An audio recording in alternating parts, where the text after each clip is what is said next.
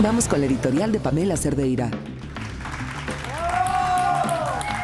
Se asustaron con lo de los aplausos grabados, ¿verdad? Sí, ahora sí. A ver, participación. ¿Qué es lo peor que le puede pasar a nuestros atletas olímpicos? ¿Una idea? Sí, lo peor. No ganar, nada. A ver, ¿que Ana Gabriela Guevara esté al frente de la CONADE? No. Se puede poner peor.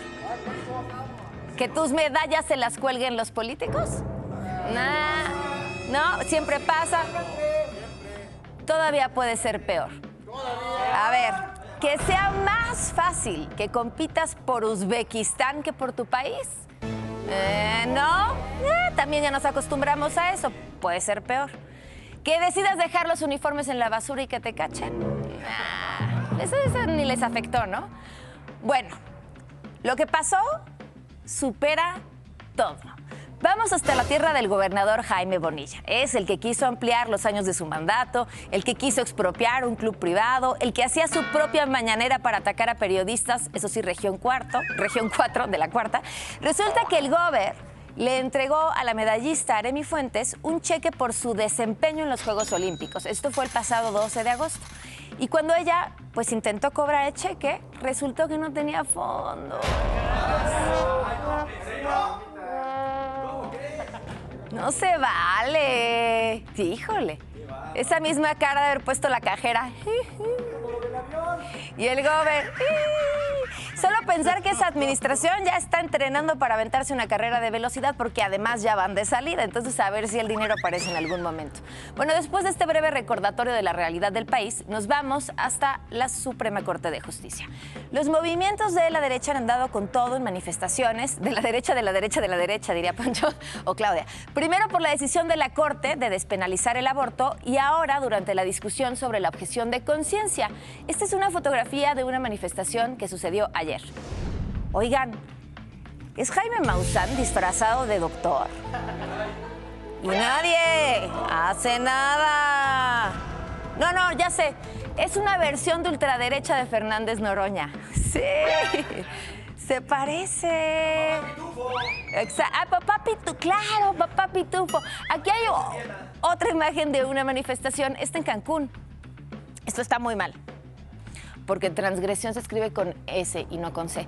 Recemos por un diccionario para cada manifestante. Bueno, lo importante, se manifestaban porque la Corte discutió sobre el artículo 10 bis de la Ley General de Salud, que dice lo siguiente: el personal médico y de enfermería que forme parte del Sistema Nacional de Salud podrá ejercer la objeción de conciencia y excusarse de participar en la prestación de servicios que establece esta ley. Cuando se ponga en riesgo la vida de un paciente o se trate de una emergencia médica, entonces no podrán invocar la objeción de conciencia. En caso contrario, se incurriría en la causal de responsabilidad profesional. El ejercicio de esta objeción de conciencia no derivará en ningún tipo de discriminación laboral. La objeción de conciencia no es eso que sentimos Cris y yo cada vez que traen el pan, no. Es la posibilidad de no llevar a cabo una conducta porque es contraria a tus creencias religiosas, morales o éticas. Esto quiere decir que un médico podría negarse a practicar un aborto porque es contrario a sus creencias religiosas. Esto es lo que dijo el ministro Saldívar.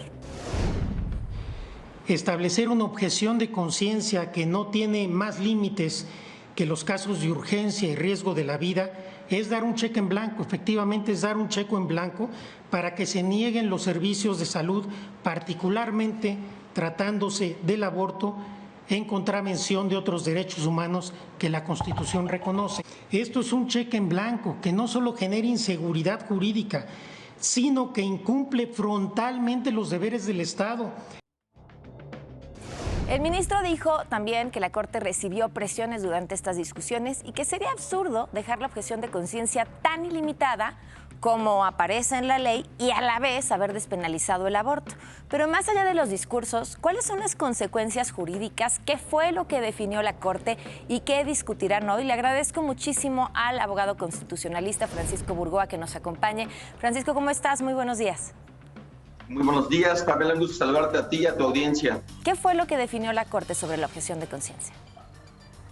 Lo que el día de ayer la Suprema Corte de Justicia de la Nación decidió fue estar declarando inválido el artículo 10 bis de la Ley General de Salud, que permite que el personal de salud, el personal médico, el personal de enfermería pudiera estar anteponiendo sus convicciones religiosas, filosóficas, éticas o morales ante la prestación de un servicio de salud, que si bien es cierto, se está asociando ahorita mucho con el tema de la interrupción del embarazo, del aborto, no nada más sería para el tema del aborto, sino para que un médico pudiera estarse oponiendo también, por ejemplo, a un trasplante o a una transfusión sanguínea, o cualquier persona, en dado caso, también pudiera oponerse también a un tema de la no prestación del servicio militar. Es decir, la objeción de conciencia no es un tema exclusivo que va relacionado con el embarazo, aunque derivado de la situación en la que nos encontramos, sí está muy presente.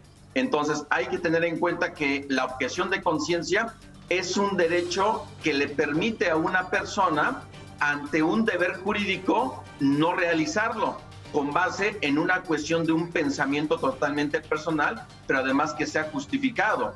Aquí el punto importante de lo que decide la Corte es que ante la invalidez de este artículo 10 bis, simplemente está anteponiendo la salud, la prestación de los servicios de salud del Estado hacia las personas que lo necesitan. En este tema que está siendo obviamente ahorita muy presente es el tema del aborto, Pamela. Claro. Francisco, muchísimas gracias por habernos acompañado. Muy buen día. Hasta luego, Pamela. Un gusto. Un gusto.